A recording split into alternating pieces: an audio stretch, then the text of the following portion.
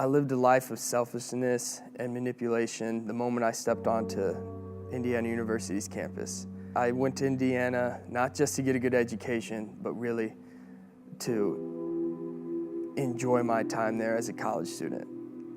From the moment I stepped on the campus, I was at a party. I got to the point where I couldn't go to class without getting high. I couldn't go to work without getting high.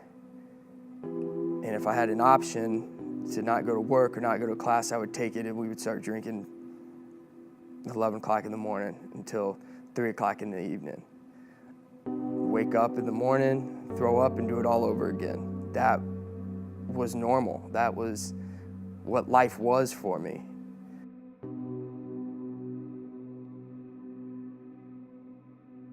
Until one night,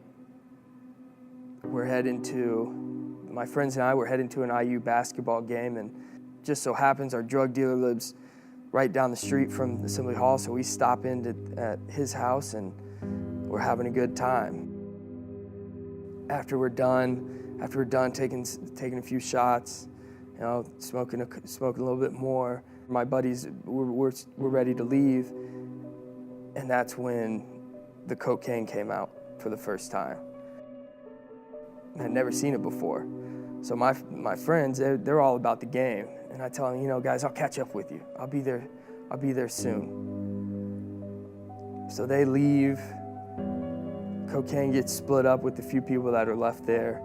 And for the first time in my life, I snort a line of cocaine. Everything's good for about 30, 40 seconds, and I get this rush of euphoria I've never got before. Energy I've never had since then. But then my breathing became a little bit, it became hard to breathe. My throat started to swell up a little bit. Now I'm panicking. I don't know what's going on. I've never done this before in my life. To this point, all I cared about was alcohol and weed, and now I'm gonna die at 22 years old off of one decision that I've made. I knew something had to change at that point.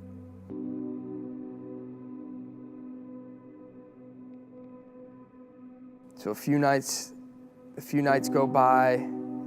It's a cold December Friday night. I had just failed my last final.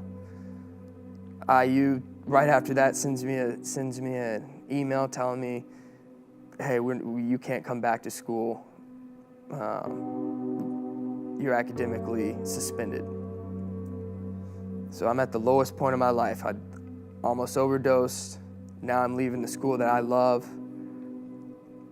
I'm walking back home. I get home. Nobody's there. It's just me. It's the quietest night I've ever experienced in my life in Bloomington. So I get up and I get ready for bed. I lay down. The room's dark. And that's when I hear it. And I hadn't experienced the Holy Spirit in a long time since that moment. And that's when I heard the Holy Spirit speak to me and tell me, Vincent, my son, I have something better for you. Choose me. The next morning I wake up, I call my parents and I tell them it's time to come home.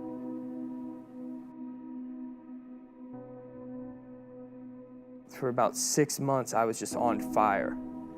I was going to work, got to the point where I was living on my own, I was making an income, and I felt really good about myself.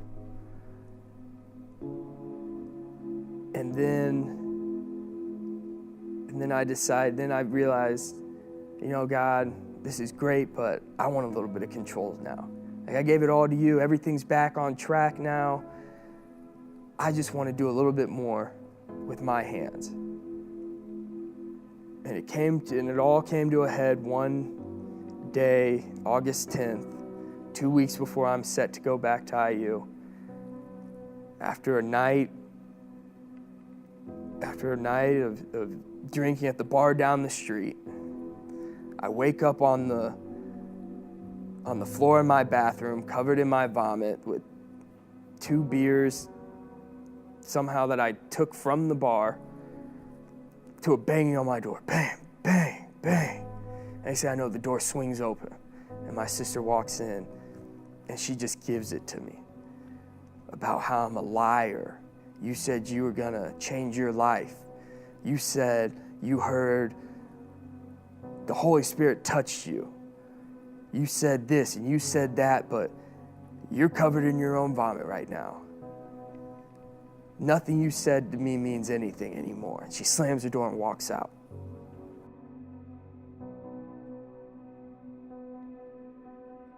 So I race to the only place that I can think to go to, which is to my parents' house, because I want to tell them, well, my sister come running into my house, saying this and that to me. And when I get there, I realize that everything she said is the truth. All her pain finally came out. Somebody's pain that I caused finally came out, and it affected me, and it touched me. And then I realized, if it's her, then it's them. Then it's all those friends that I had, all those people I lied to, all those people I manipulated. To my parents, all that money they spent for me to be at IU, all of that was me. And I just fell to the ground sobbing. So as I'm laying there on the floor sobbing and weeping, I told Jesus right there, you're it. I choose you. You're the center of my life. And whatever I got to do for whatever plans you have for me, I'm willing to do. And from that moment, from August 10th, I haven't had a sip of alcohol, a drink of alcohol, haven't done any drug.